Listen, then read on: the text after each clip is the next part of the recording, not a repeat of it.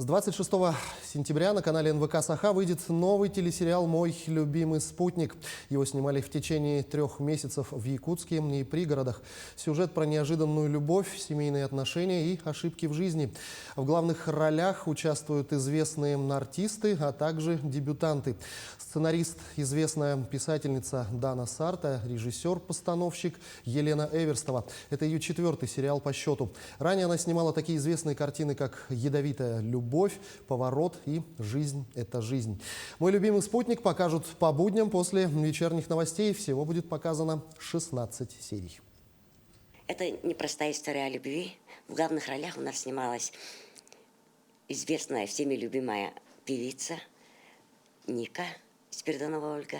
В роли второго плана снялась актриса Нюрбинского театра Майя Слепцова. С ней я уже работаю над вторым сериалом. Первый – это «Сулейман Таптал».